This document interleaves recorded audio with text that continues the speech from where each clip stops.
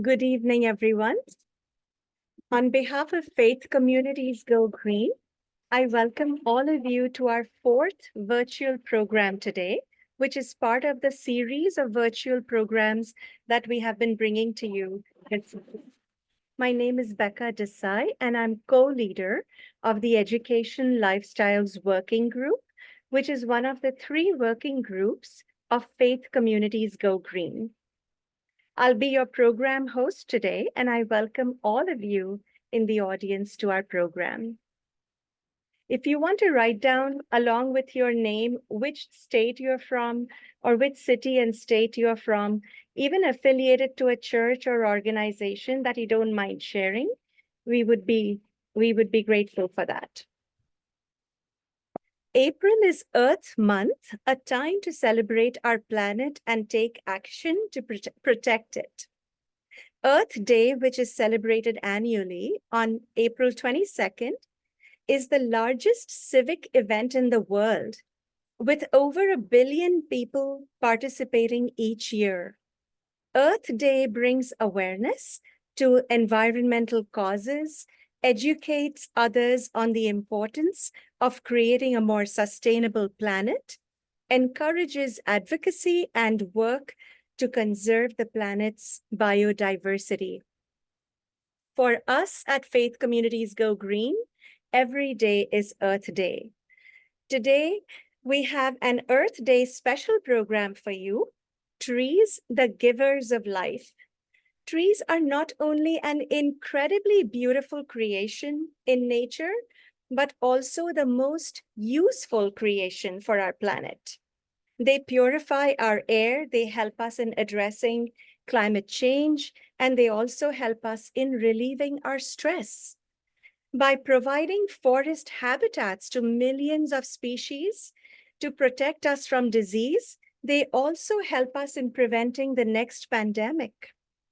Trees not only cool our homes, our streets, our cities, but mature trees protect our communities against flash floods and landslides by stabilizing soil and absorbing water. They also filter harmful chemicals and pollutants from storm runoffs that ends up in lakes, streams, and rivers. So more trees is equal to cleaner water. Trees play a very important role in many religious traditions as well. In my own Zoroastrian religious tradition, for example, trees are associated with the blessings of longevity and eternity because they are the longest living creation on earth. Planting a tree before a wedding ceremony of a couple is an important tradition in our religious culture to bless the couple with a long married life and blessings of eternal happiness with each other. In our program today, you will hear from our three incredible panelists about the tremendous importance of trees in our communities, their role in our ecosystem, their role in our physical and spiritual lives, and how they help us in restoring our planet's environment. It is our hope that by the end of this program, the way you see trees and think about them will have changed forever. A lot of what you'll hear from our panelists today, plus more, has been put together by all of us in a great educational and action-oriented toolkit for your use and for you to share with others as you like. You can look out in the chat box for this toolkit link, which Fred Desai, my husband, will be placing there several times today. So please save this link or download it on your devices. Thank you, Fred, for helping us out today. As we begin to hear from our panelists, may I first please request all of you to keep your devices muted. Also, as you listen to the panelists and questions come up in your minds, please place your questions in the chat during the Q&A session that we will open up for you after they're done presenting. Fred will retrieve all your questions and the panelists will address them. I'll now go on to introducing our panelists to all of you.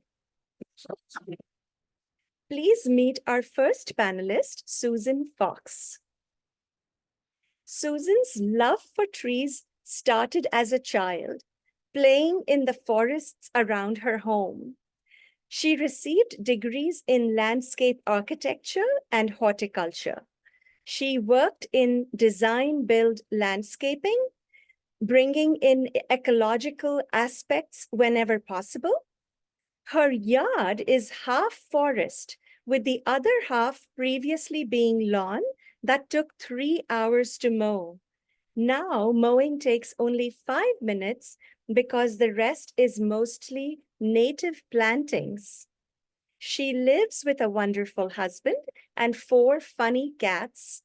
She's very involved at her church, Christ the King Lutheran, with a very active creation care ministry, emphasizing education. Being in nature is her happy place. Welcome to our program, Susan, and we're so happy to have you here with us. Now I'd like to introduce to you our next panelist, Chris Smith. Chris is the director of the Common Orchard Project. He has planted more than 3,200 fruit and nut trees across southern Ohio through his work with the Common Orchard Project and for commercial agroforestry operations. Chris thinks that by now he finally knows a thing or two about trees, and we are sure you do. Welcome to our program, Chris. It's such a pleasure to have you here with us also. And now meet Bennett Kotler, our final panelist. Bennett is the Restoration Project Director for the Mill Creek Alliance, a Cincinnati-based environmental nonprofit organization championing the Mill Creek, the waterway around which Cincinnati's urban industrial core developed. Bennett earned a BA in biology from Boston University and a PhD from Cornell University in environmental toxicology. Bennett has a long history of work in environmental protection, including air quality planning, engineering, and remediation. He has worked as a New York City high school science teacher, environmental site assessor, Urban Forestry Commission member, and a professor of science education and environmental studies. He's a member of Rockdale Temple and lives in Oakley along with his wife, daughter, 3 cats, and numerous musical instruments. Bennett will inform us today on how trees can bioengineer environmental restoration projects as part of their valuable ecosystem services and function. Welcome to our program, Bennett. We are thrilled to have you here with us today. So Susan, we'll begin with you. I'll ask you some questions and you can let me know if you want me to put some slides on for you. Many faith communities hold trees as sacred and consider them important in our spiritual life. Susan, would you like to shed some light on that? Absolutely. And if you could indeed please put on the first slide. So many, as Becca mentioned, many of the world's major faiths have trees at the center of paradise. Some of the faiths say that their houses of worship must be in a garden. In some faiths, trees are considered to be guardians of beneficial spirits. And recently, even Western science has found that some of these provide critical but hidden practical benefits to the people and communities. And these people suffered if the trees were cut down. So they were indeed right to consider these trees sacred. Next slide, please. In many indigenous cultures, whether North America, South America, New Zealand, etc., trees are seen as fellow beings. usually are elders because they live so much longer than people.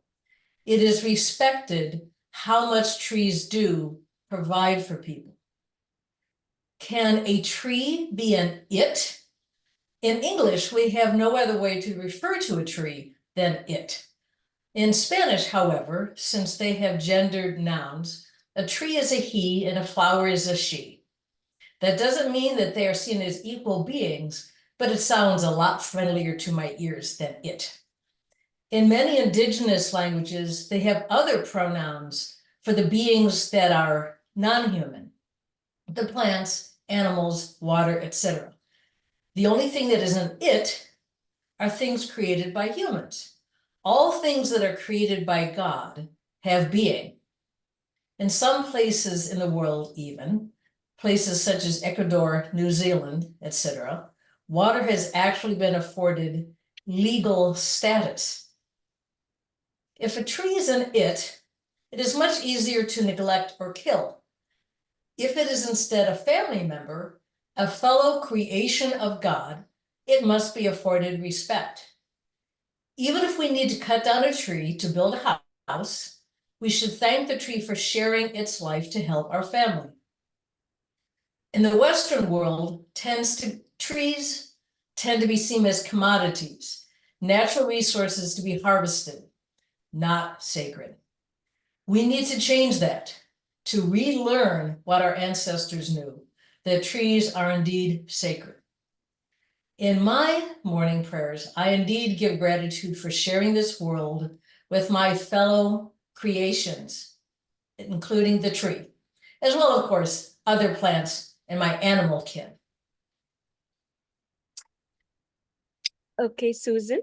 My next question to you is, trees do more for human beings than humans do for trees. What do you have to say about that? Well, next slide, please. Well, overall, that may be true in the world at large, but in many places, that's not true at all. Certainly in the human environment, especially in urban and suburban areas, we deny trees much of what they need and what they would have in a completely natural world. We have denied them good soil with complex biome that they need for good health. We usually deny them the natural flow of water. They don't have the natural interaction with other plants that might feed and protect them by sheltering beneficial insects or other animals. We surround them with asphalt and concrete, which creates a much hotter environment than they're used to. We often treat them as pieces of architecture rather than members of a complex community of life. Indigenous people have known for millennia that trees actually talk to each other. Western science is just now discovering the huge interconnected highways of fungal mycelium, whereby the fungus feeds the trees feed the fungus. And along this highway, trees communicate chemically with one another. In urban and suburban environments, those mycelium networks don't exist. But we humans can improve the soil environment for our plants and trees. Next slide, please. So even in natural forests are under threat from logging around the world, whether it be for lumber or to grow another plant, such as grass for cows, soybeans and corn for cows, palm oil plantations, etc. All of which put stresses on the global climate, all of which are unsustainable, all of which affect many other plant and animal communities dependent upon forests. Next slide, please. I think that's the end of the slides I had. Do you want to say any more, or should I No, move on to my next question? Next question. I should say next question. Okay. So Susan, you are a steward of trees. Can you please talk about some efforts in our greater Cincinnati area, which our community is taking on making trees an integral part of our community's ecosystem and our physical and spiritual lives? What are some of the efforts going on locally to conserve trees, grow more trees, and to make trees available to those people who want to plant trees in their surroundings, but cannot afford to do so, or they just don't know where to begin? Well, there are indeed many groups locally that support the health and presence of trees, as well as organizations that provide trees to neighborhoods and organizations. The actual names of those groups are in the toolkit. You don't need to hear them all listed here. But you can support these groups with your financial donations. You can support them by physically helping them in their tree activities. Often hereabouts, helping the trees start by eliminating invasives like honeysuckle or Callery pear. Maintenance is very important, but it's not as sexy. People all get all excited about planting trees. Yay, look at what I did. But it's just as important to be the one who is watering the community tree in the heat of the summer. It's important to patrol the area to keep that has been cleared of honeysuckle, to keep it and other invasives from returning. It's very important also to get kids involved and excited in improving the tree situation in their community. All of those things listed above, every one of us can do some of those. Next question, please. If faith, Next slide. yeah.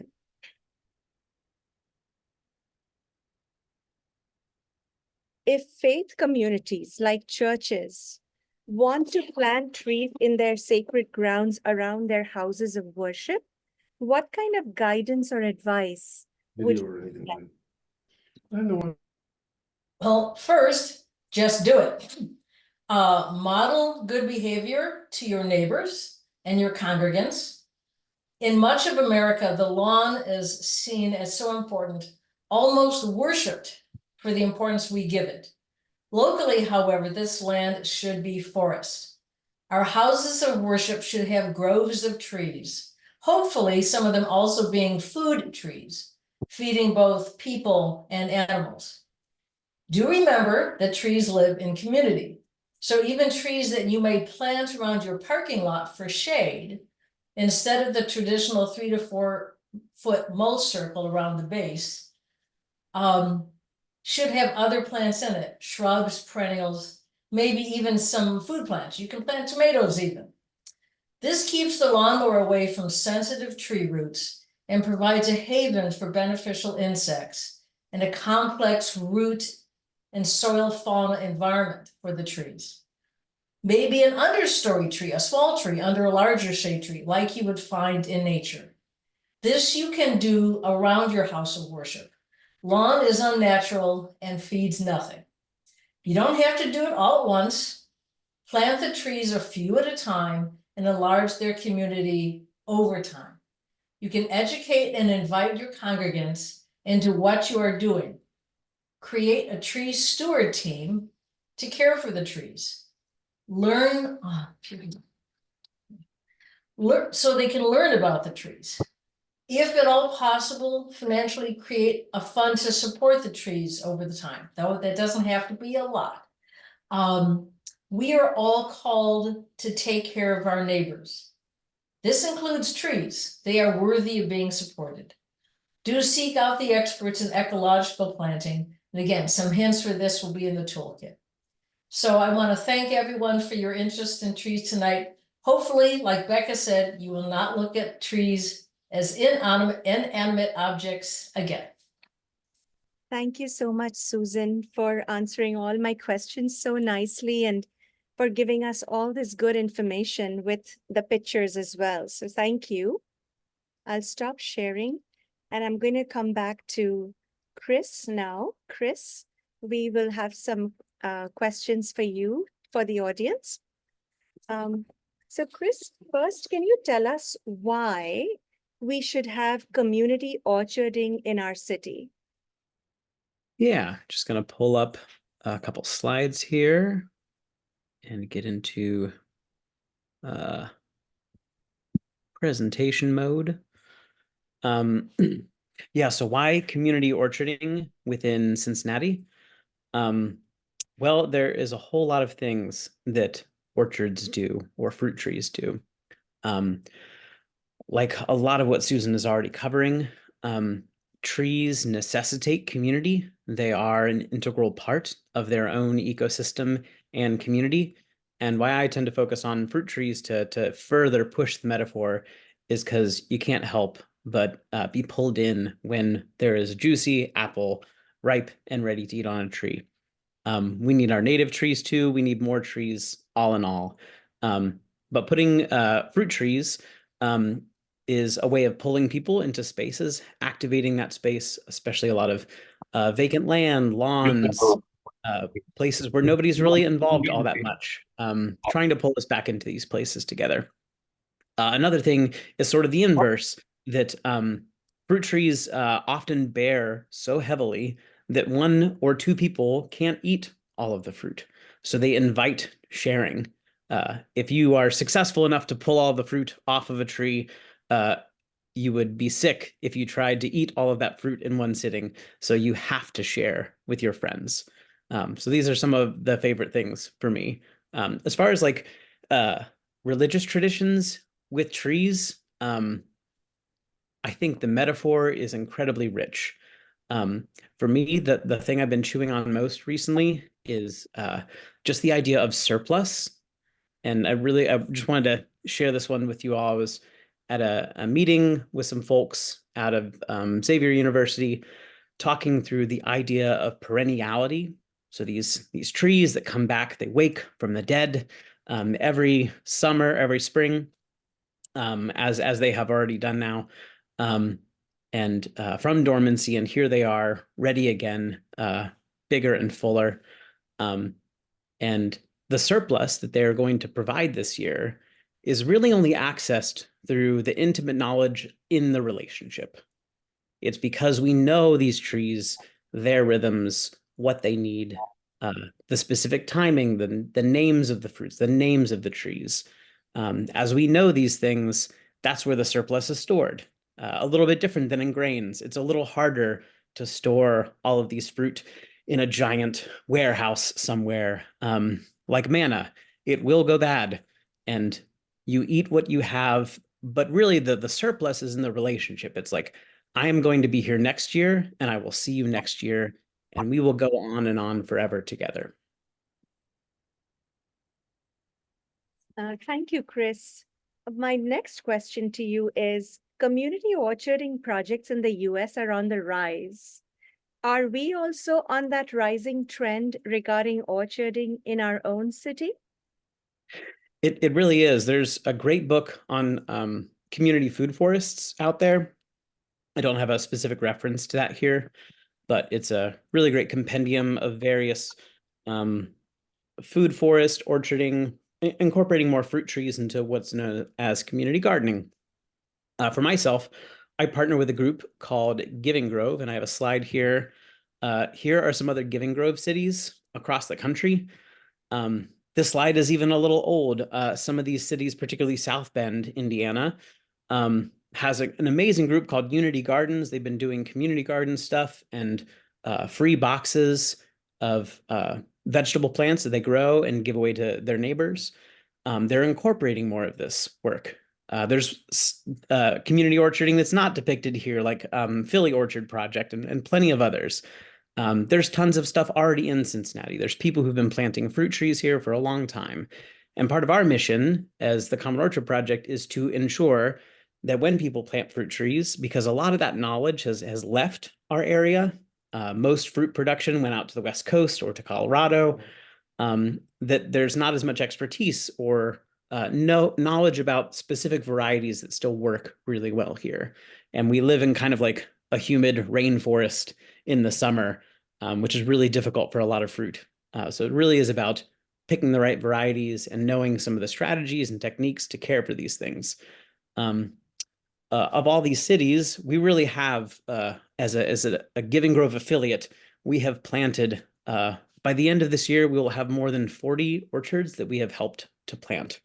And we've even helped get some going in Cleveland. Like you just can't help but like keep giving this stuff away and putting it into as healthy and good a maintenance regime as you can. So Cincinnati really is on the map. Great. Thank you for letting us know that. Can you tell us on whose land are these community orchards created? Absolutely. Yeah. So, I mean, first and foremost, we are on the land of the Miami, the Shawnee, Hopewell, Adena, so many native peoples that move through. This is an amazing crossroads of a place. The rivers that run through our land and the fertility that's here, that is first and foremost. And I think Susan already mentioned that how peoples in America have found equilibrium and abundance in their place, often included a relationship with trees, whether it was trees feeding game or feeding themselves, like hickories and other things like that. Open savannas and maybe not the colonial dense forest canopy that we've kind of come to associate with European settlers who are recalling the history, but much more open and more full of a variety of foods and herbs and understory things. That's what we're trying to recultivate, is like, how can we incorporate maybe some European fruit trees and trees from China and other things like that to fill in a niche and create food in abundance here. But also, we are here in this place, coming from a long lineage. I did want to share a couple of fun little trees, just because Susan was getting into some great stuff about the history of and the long-livedness of trees. This is the Fordingale yew. I've been able to visit some of the older trees on the planet, from Scotland to Japan to Kyrgyzstan, Italy, old chestnut trees. It's amazing. 1,000+ year old trees. This tree itself is between 3,000 and 8,000 years old. It's just outside of a church, which is so very common and so interesting to me that in pre-Christian Scotland, this tree existed next to like a religious center of that place. That for as long as humans have been here worshiping, they have been in relationship with this particular creature. Do want to share that. There's so many more cases like that. And I think that's part of our responsibility is to plant these things for 7 generations out, so that others can experience the abundance and the gift of our labor, of our hope for them today, and they can experience that decades, millennia into the future. Quick definition, real quick. Food sovereignty, from La Via Campesina, the right of peoples to healthy and culturally appropriate food produced through ecologically sound, therefore sustainable methods, and the right to define their own food and agriculture system. So what are we growing here? I would say it's in flux. We're determining it right now, and fruit trees from wherever we are, maybe we'll leave some varieties alone and we'll pick some new ones up and keep evolving the system, because we do live in a system of food apartheid, a little different than coding things as just food injustice or food deserts. But it is a system that systemically and systematically separates people from access to nutritious food and those who've denied that access due to systemic injustice.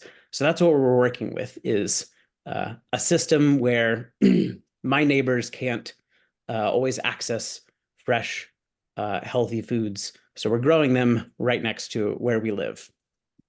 To give another visual of where these things are, they can be anywhere. There's a little graphic that we made where we can locate these orchards. A little steward in the center is planting fruit trees either at faith-based organizations like folks on this call, right next to community gardens, in the front lawn of a local business, at a park, at schools. We have about 10 orchards we've helped plant at Cincinnati Public Schools, or just a vacant lot in a neighborhood. Really, these can go anywhere. I often say if you have a lawn, you can have an orchard. Yeah, I'll wrap up there, sorry. Excellent. Thank you so much for such great information. My next question, Chris, is have you been successful in creating community orchards in Cincinnati? And can you tell us some of your success stories? Yeah, so the first earliest success is what's pictured here. This was the first orchard that we planted in the way that we're doing it. And the idea was, how can we address the issue of blight and vacant lots in our neighborhood in Price Hill? So this is the first one we did. 2 homes came down after the 2008 financial crash, and we're like, well, no one's going to build on these lots, so let's find some productive use for this space. We designed the whole thing and it did so in a more ecological way. You can see all the various flowers, herbs, all these other things in between a peach tree. The tarp really helps to lower maintenance. So it's just the herbs and plants that we want in between the fruit trees while they're growing. And this very first year, myself and Mara, who was my intern at the time, we spent about 2 years caring for this orchard. And those first years, there's less work to do. Like, that's just the nature of fruit trees. The first couple of years, you just let them grow and make sure you've placed them in the right place.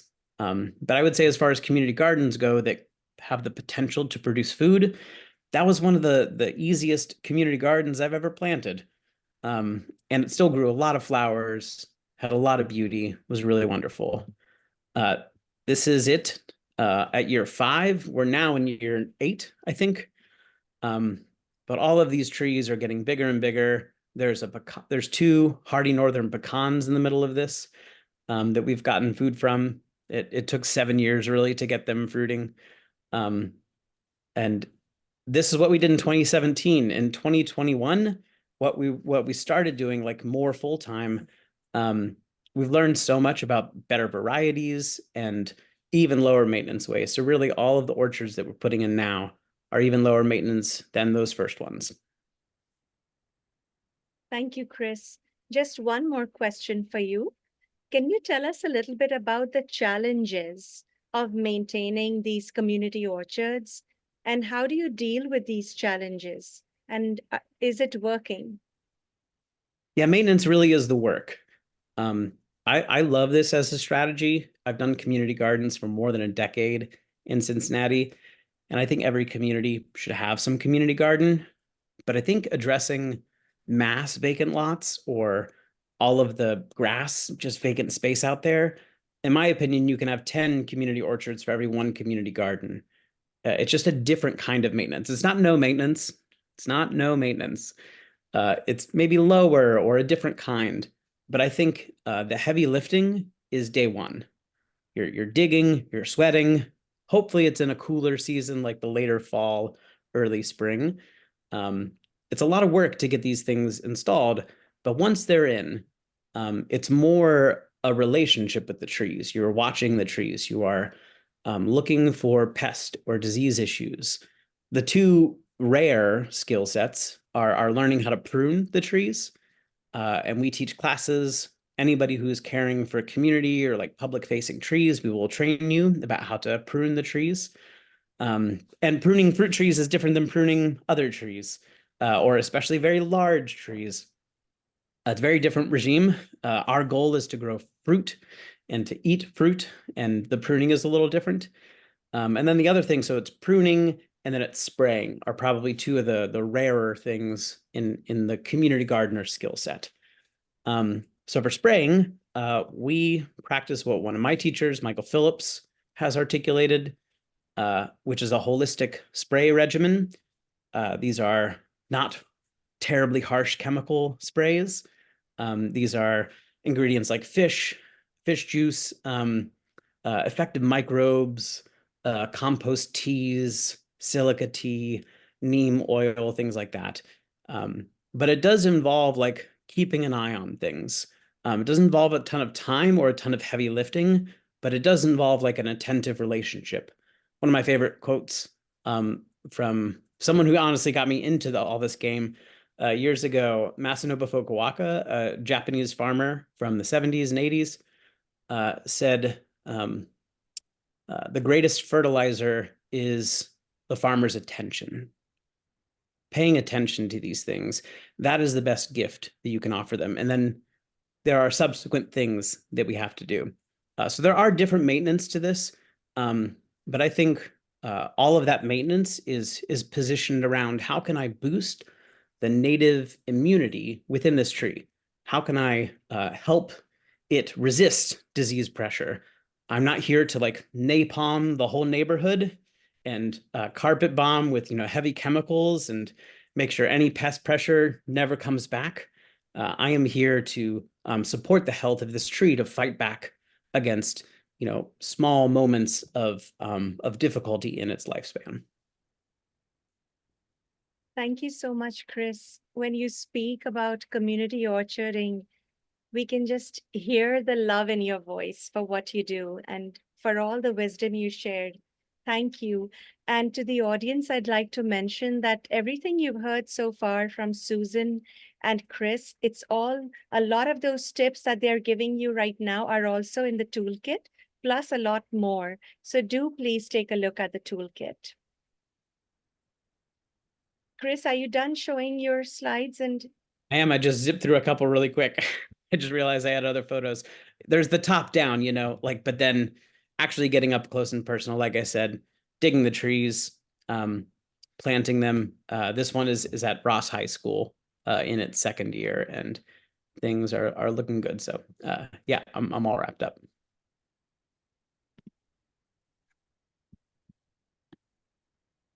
great. Thank you so much for sharing all that with us. And Bennett, we come to you, our final panelist. Bennett, your work as Restoration Project Director for the Mill Creek Alliance seems to be related to addressing an ecological crisis. Is that the same as climate crisis? Will environmental restoration address the climate crisis? Since our focus is on trees in today's program, please can you tell us how trees play a role in environmental restorations of our local ecosystems? Also, Bennett, regarding the size, scale, and time duration of environmental restoration efforts, can you please comment on efforts made by individuals and by faith-based community groups? Yeah, I'll give, that's a lot.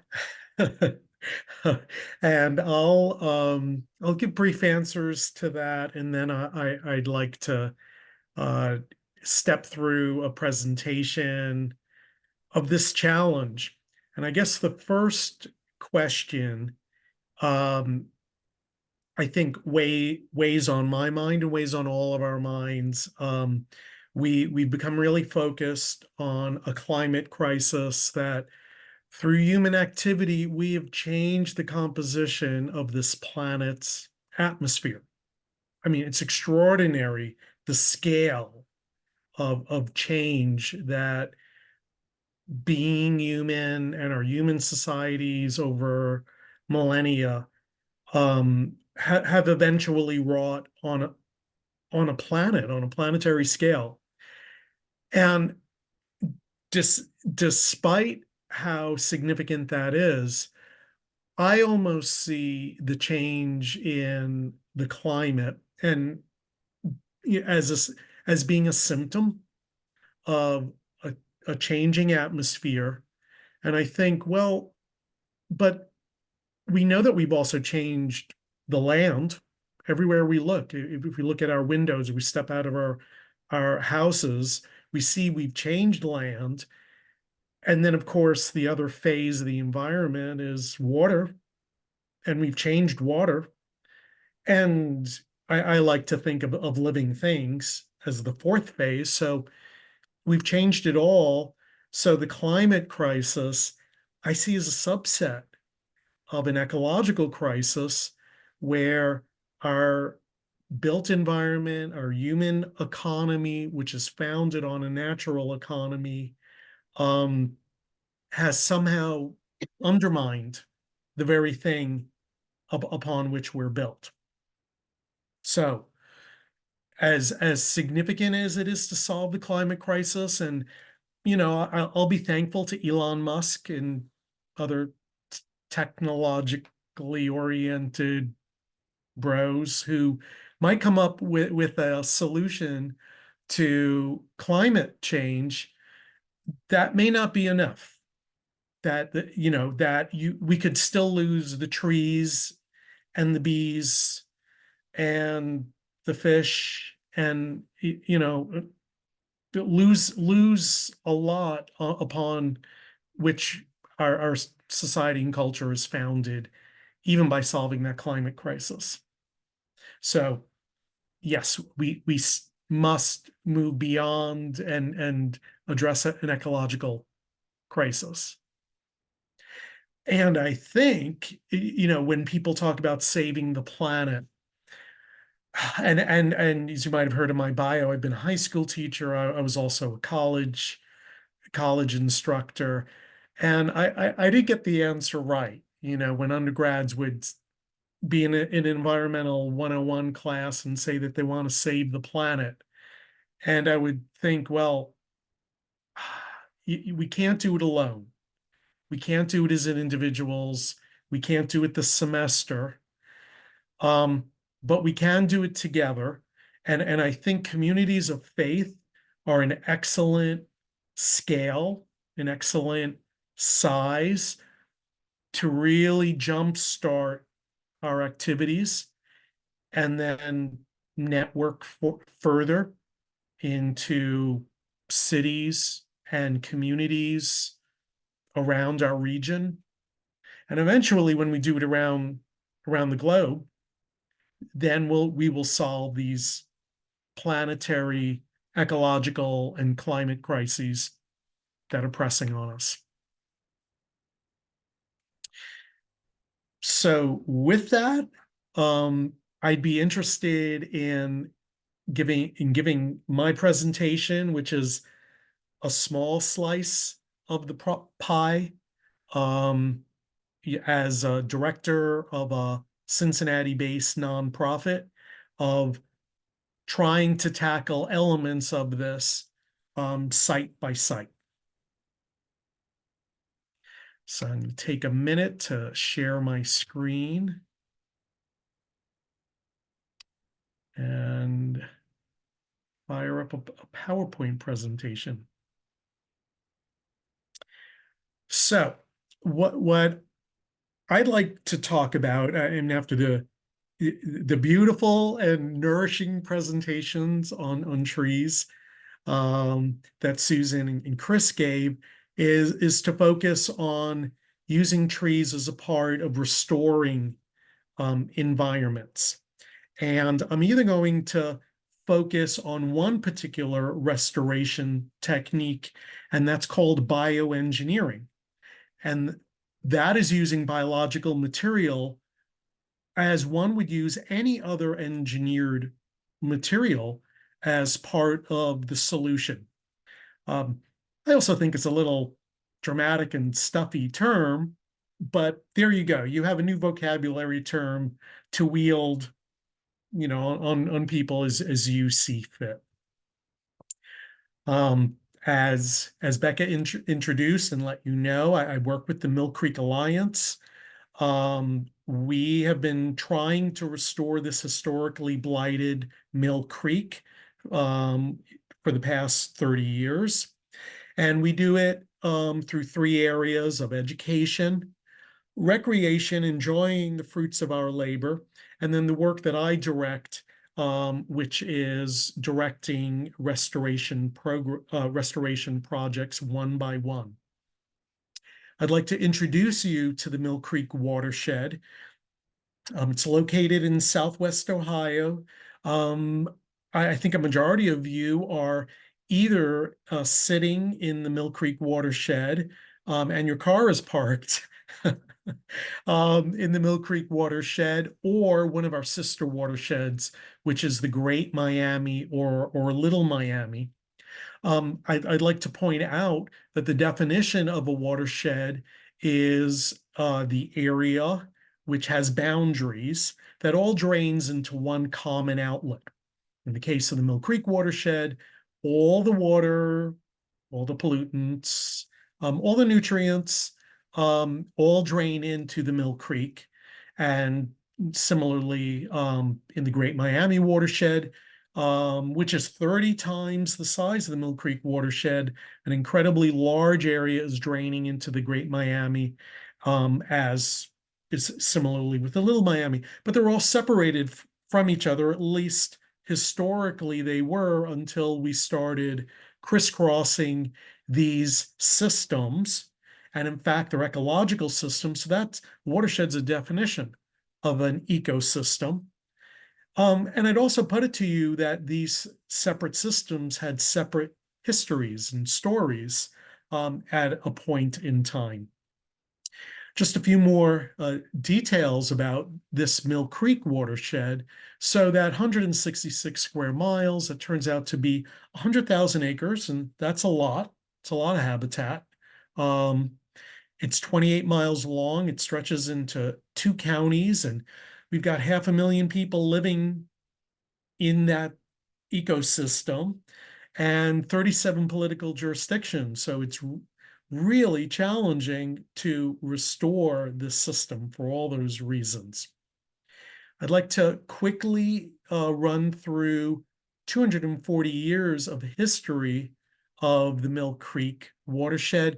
And I hope if you're from other areas in Southwest Ohio, you see this story as paralleling your own local environment.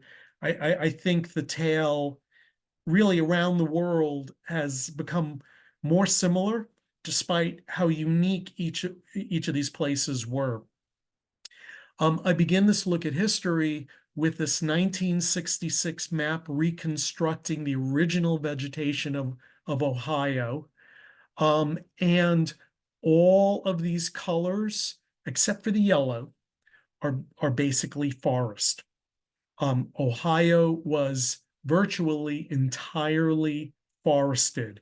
The yellow areas are prairies, and that's interesting to consider when it comes to restoration, is that originally the areas that we're interested in were forest.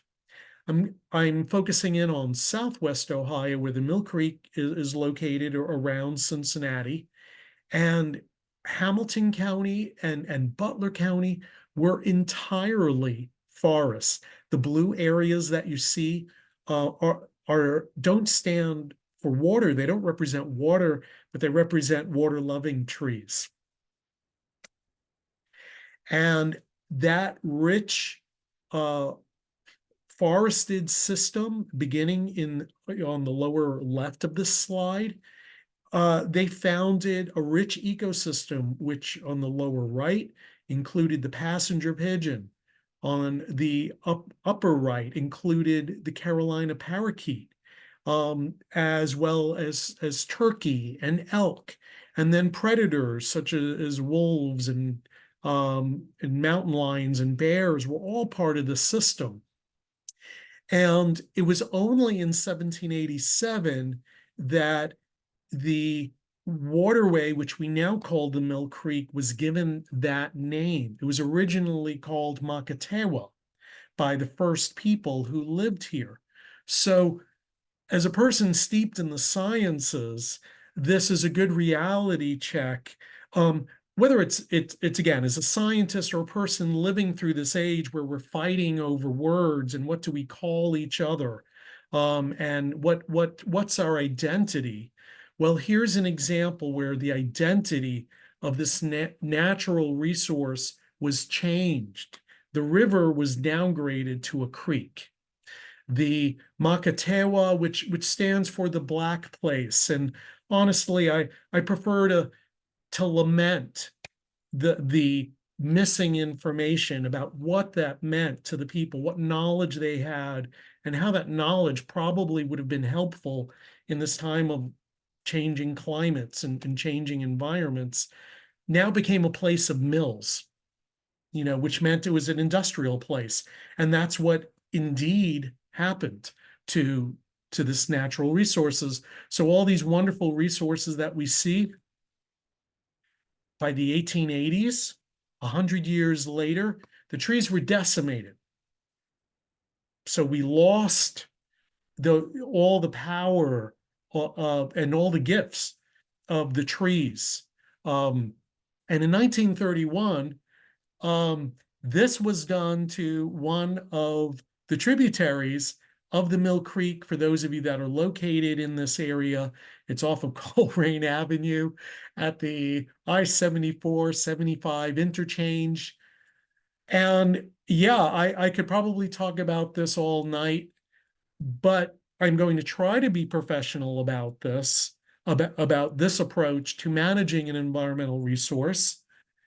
And I'm going to grade it using 16 natural services and functions that you typically see in environments in biomes across the world. And it's basically, evaluate the 4 phases of the environment: land, water, air, and living things. And then another evaluation, of how humans rely on these natural services. And I can only find 2. And that's okay. There's flood control, although it probably transfers the flood down gradient. But okay, there's flood control in this area. And okay, I guess erosion doesn't happen because you've separated the flood plain with all the rich soil, nutrient-rich soil, from the stream, so it doesn't tumble in. But nonetheless, that's only 2 out of 16, so it gets an F. Let's compare that negative control, that negative example, negative use of bioengineering, right? That was the way to remove as much bioengineering as one could from a stretch of environment, to what happens when you have this tree, which is at least 250 years old. It's located in Woodlawn, by the way. And before I knew it, I don't condone this behavior, but the teacher and their students, they're hugging trees, it's nice.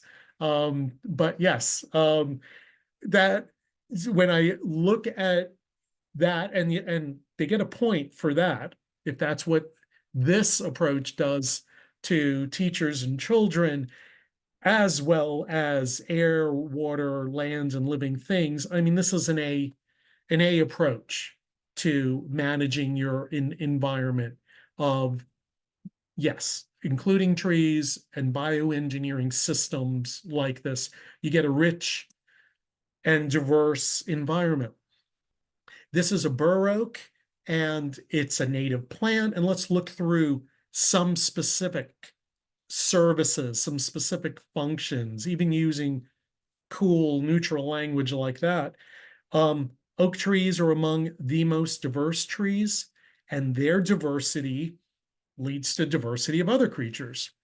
They are primary producers, producing the food that's the foundation of the environment for wildlife and ultimately for people. Their leaves are edible, their acorns are edible, and cleverly they last throughout a winter. That's in contrast to other fruit, soft berries, which last for a short while.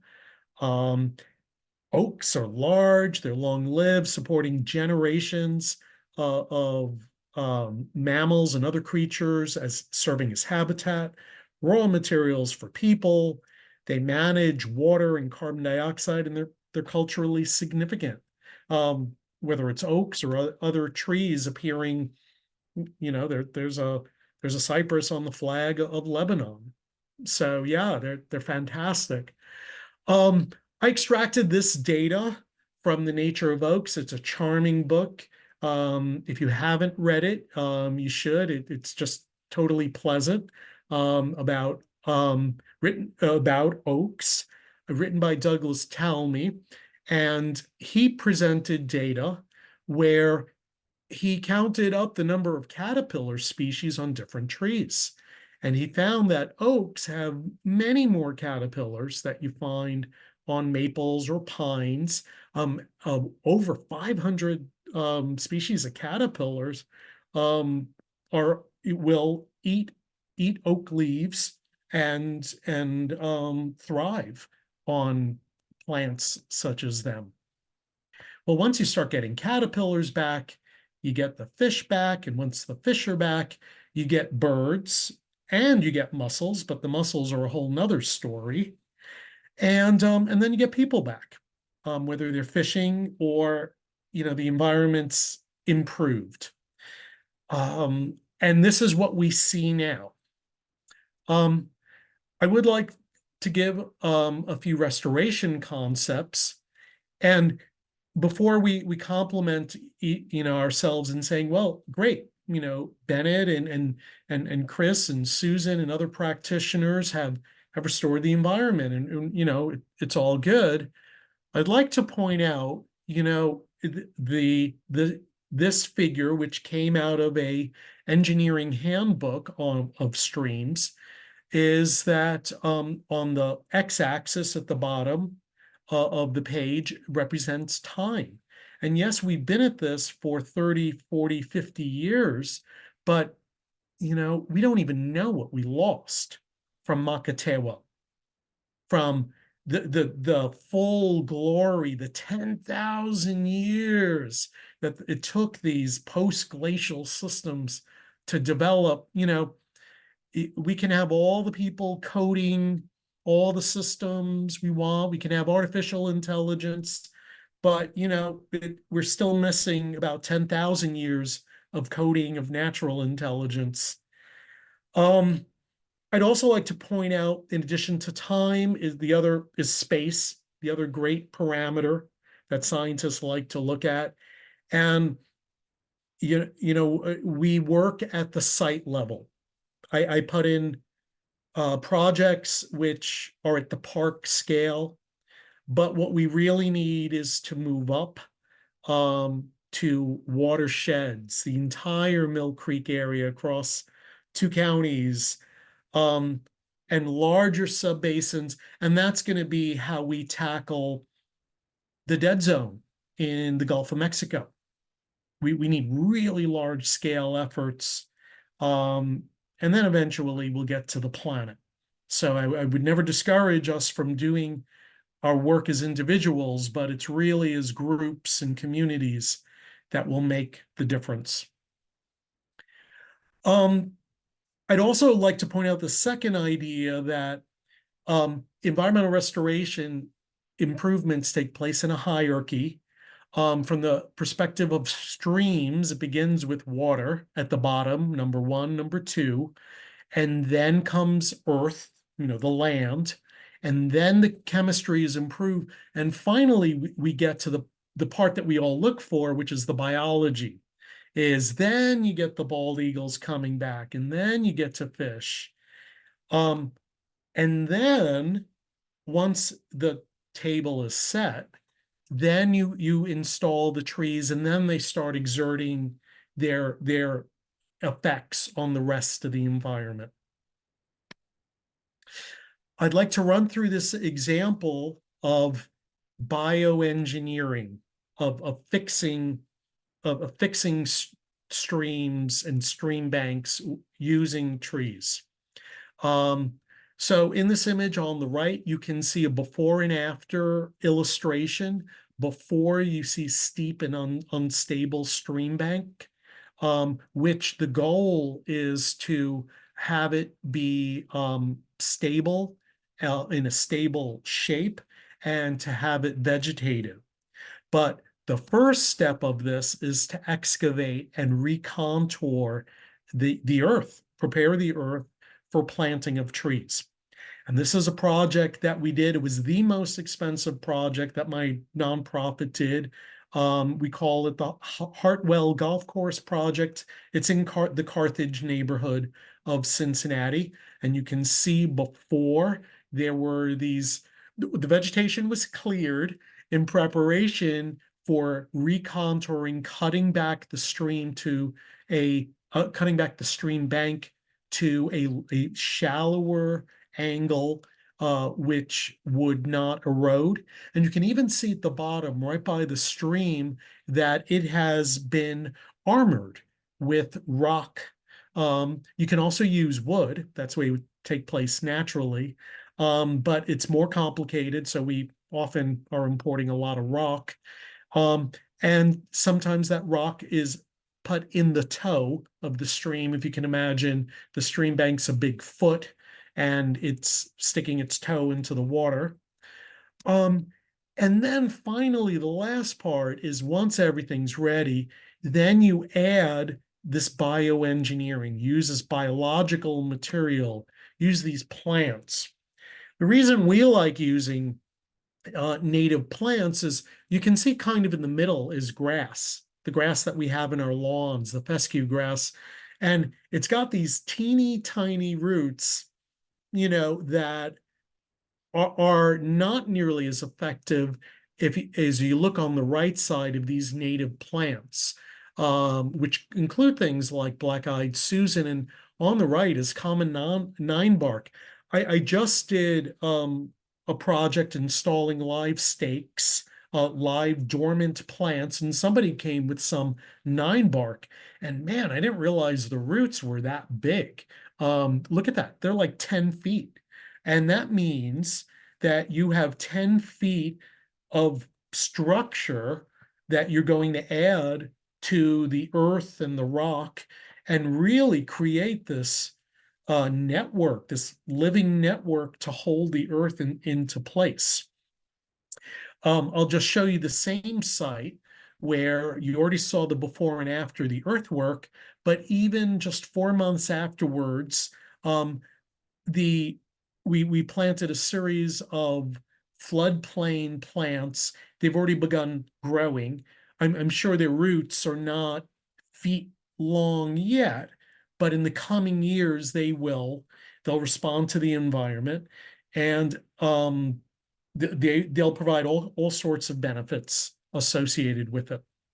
I want to show you this image, which is what I started talking about with that ninebark. Here they've got these people have a bucket, likely of willow, another plant that you can cut some of a dormant branch during the winter time, and in February or March you can then transfer them and tap them into an area like a stream bank, and when spring comes they'll wake up and they'll start growing in a new place. The stream bank's a little unstable, you know, I wish us luck, you know, but it's a good technique. And the survival rate, the success rate is pretty low. It's down around 10%. But it's extraordinary to think about using plants, this biological material, to engineer anything. And in this case, again, it's focused on these stream banks. It's solar powered, right? It's carbon free. It uses recyclable carbon-based material, which the plants have the code, the genetic code for. They have so that's the design, and they fabricate it on site, right? That's clever. That reduces the carbon footprint. In order to create this system, which will stabilize the soil, the network is designed and constructed on site. You get added amenities and you get some maintenance. It's not maintenance free. I mean, people still need to come back, as Susan and Chris pointed out the importance of, but it's a darn good start. But it's so 21st century high tech, science fiction sounding, and it's, you know, bioengineering, which is planting trees. So with that, I'd like to end my presentation. And whether in this presentation, another place, yeah, please do. Please get in touch with me. And yeah, love to continue this presentation in panel. Let's see. Have I stopped sharing yet? Okay. Yeah.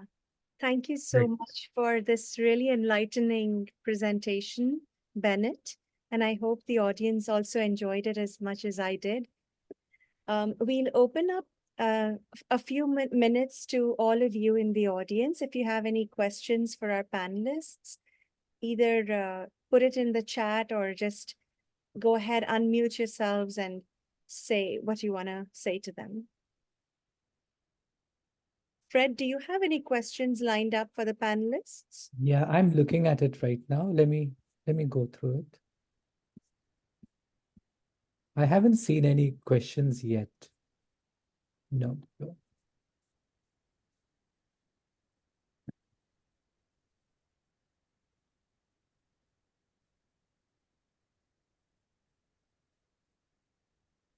Chris, can I ask you one question?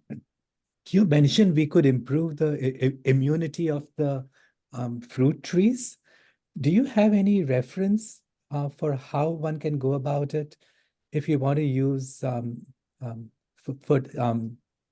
pesticides that are not harmful, and if you want to eat fruits from those trees?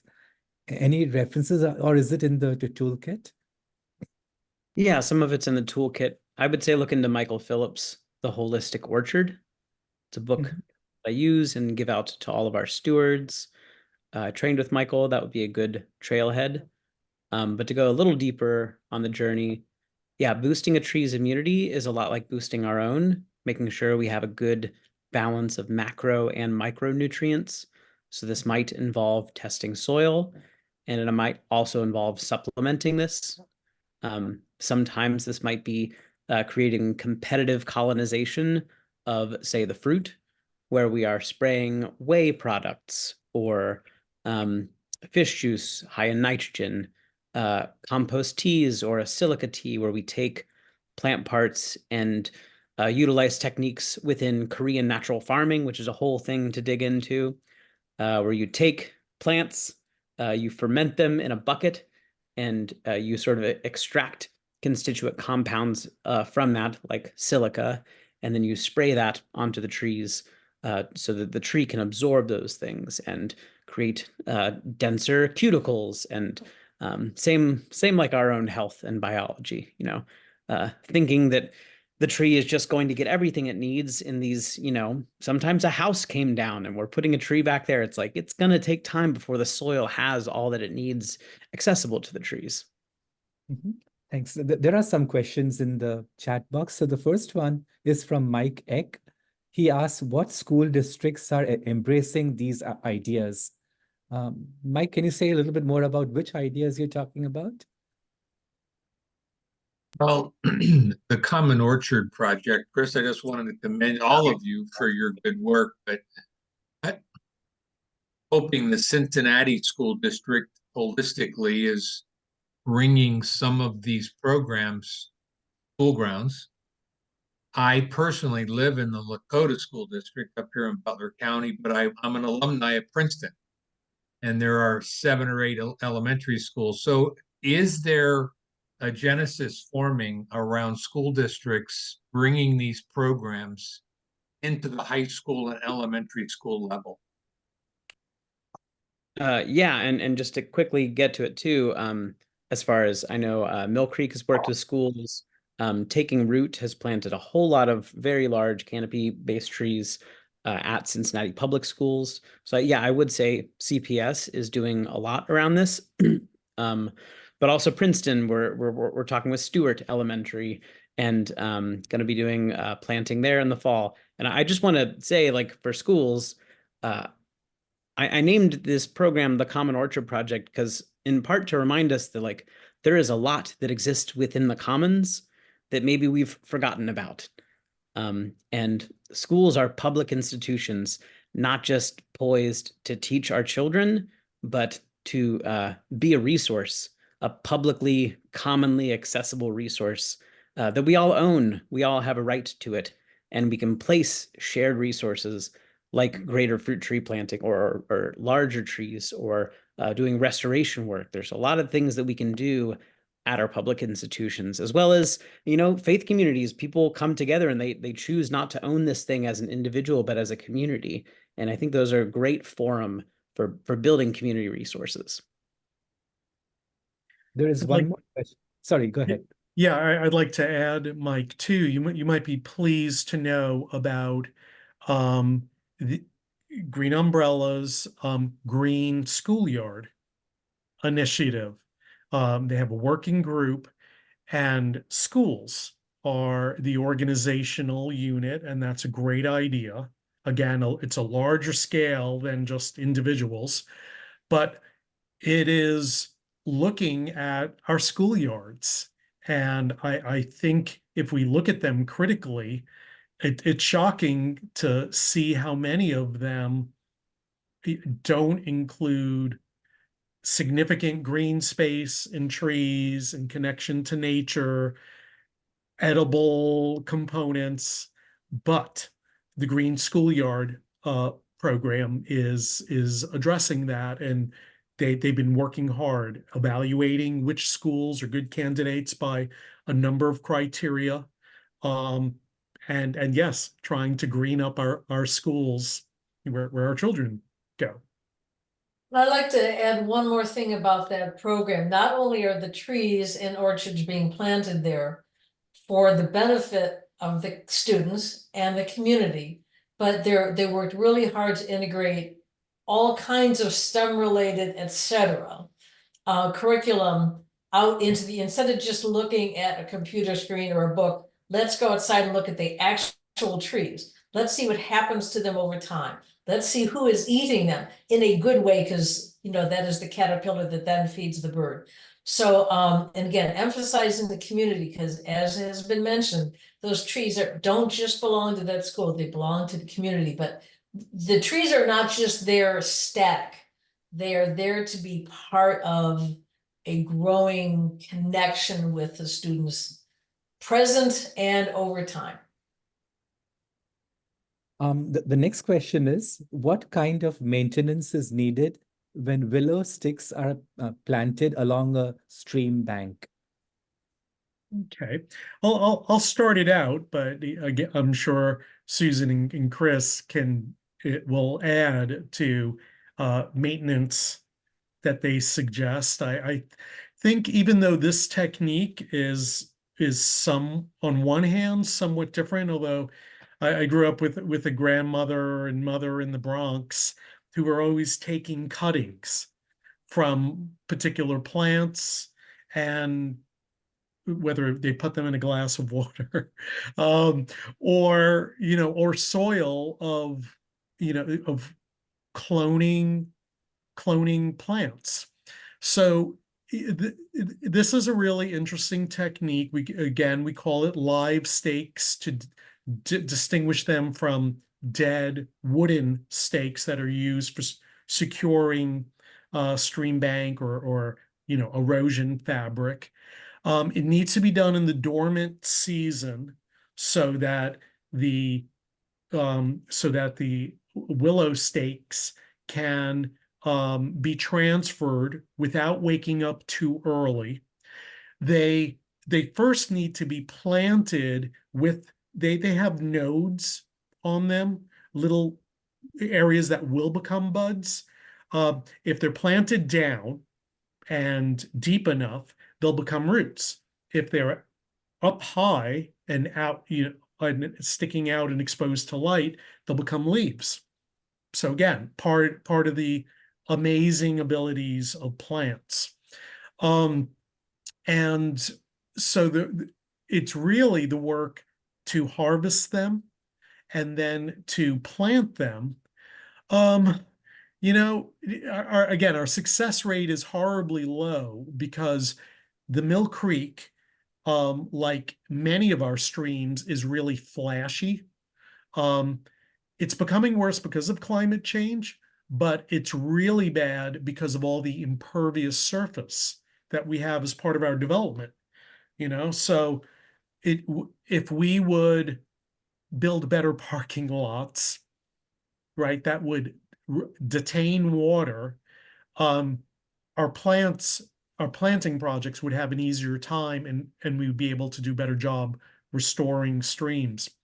We come back and we look for them.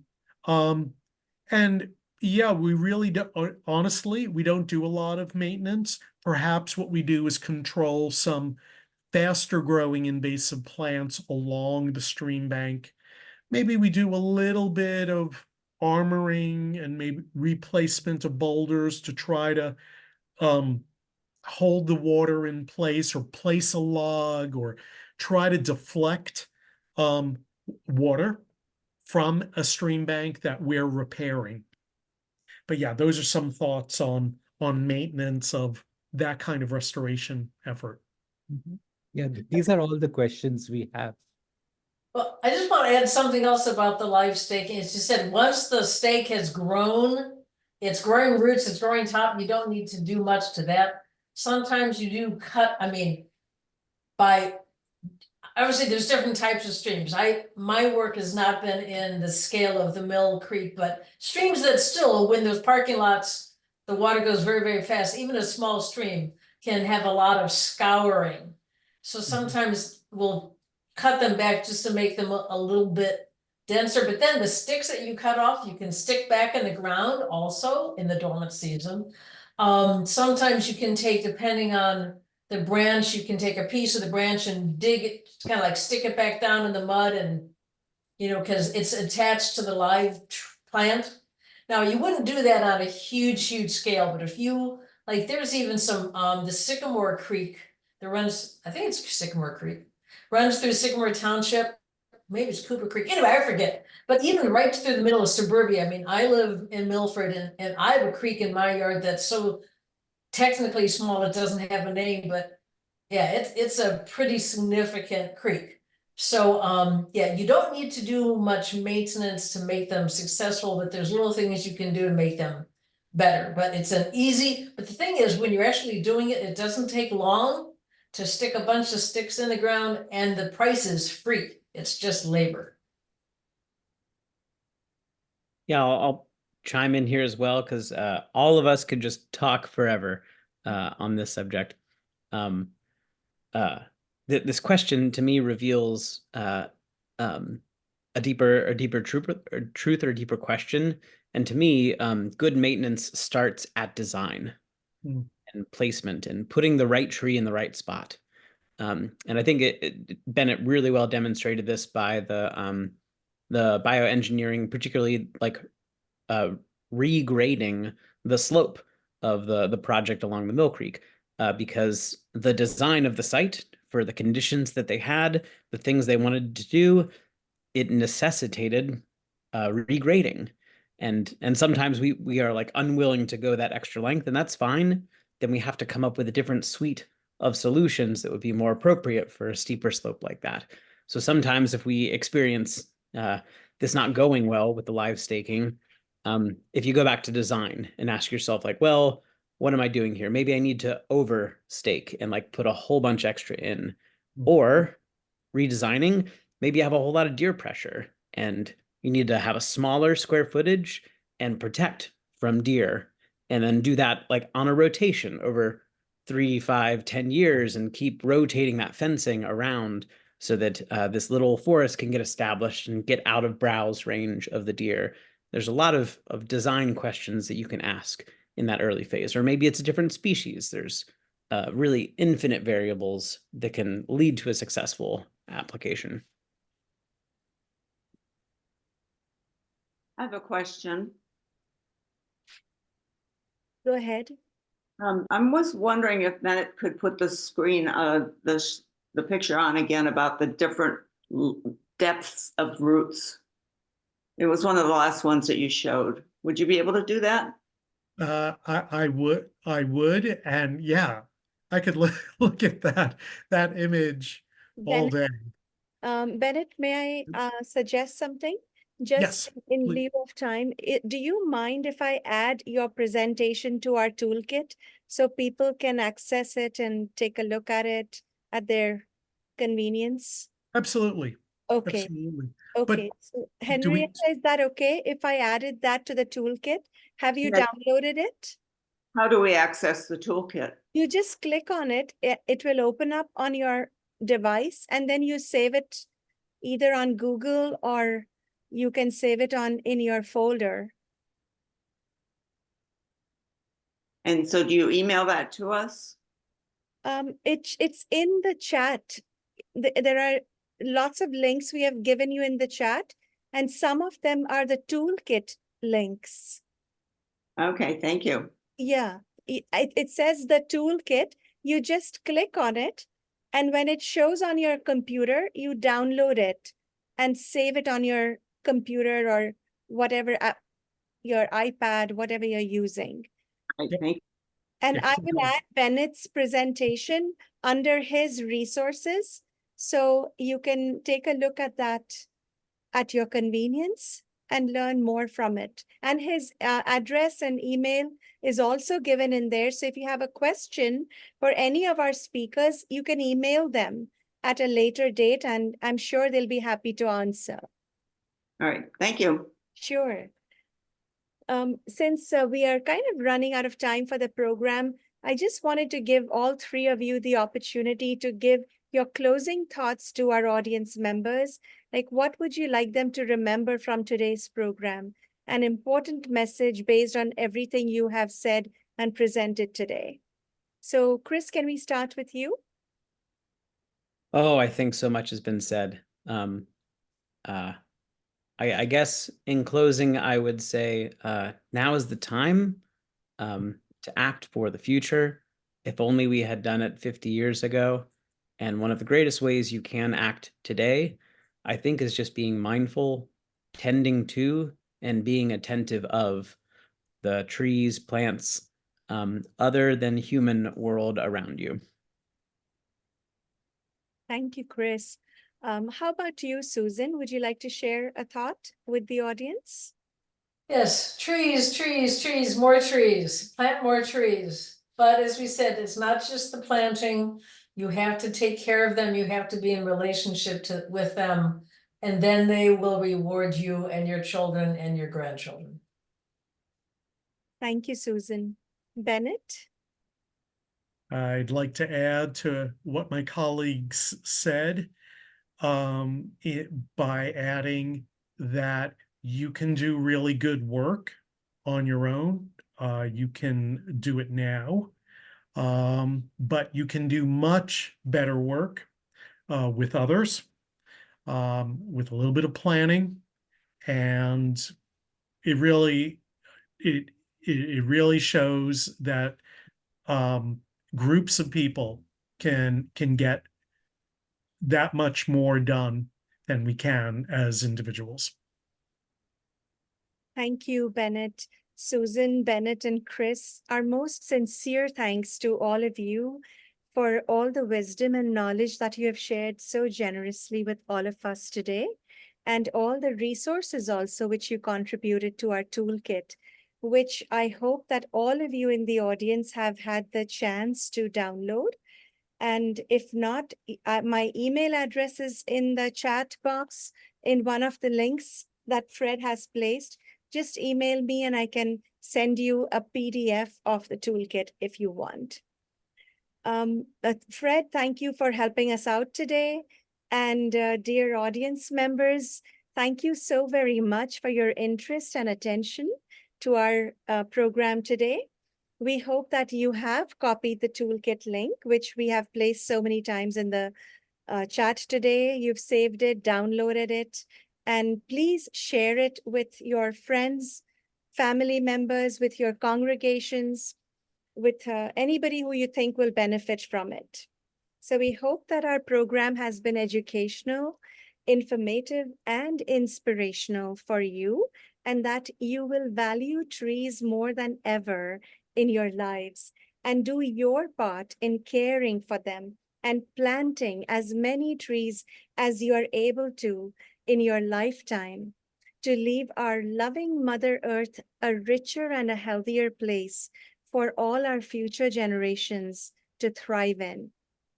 Please keep looking out for our FCGG newsletters and flyers announcing our future programs in the months to come. And on behalf of our Education Lifestyles Working Group, my co-leader Kyle Vath and myself thank all the co-chairs of Faith Communities Go Green, but especially Joanne Gerson for encouraging our working group so much to keep bringing these valuable virtual programs to you. So thank you all once again. Have a great rest of the Earth Month and good night.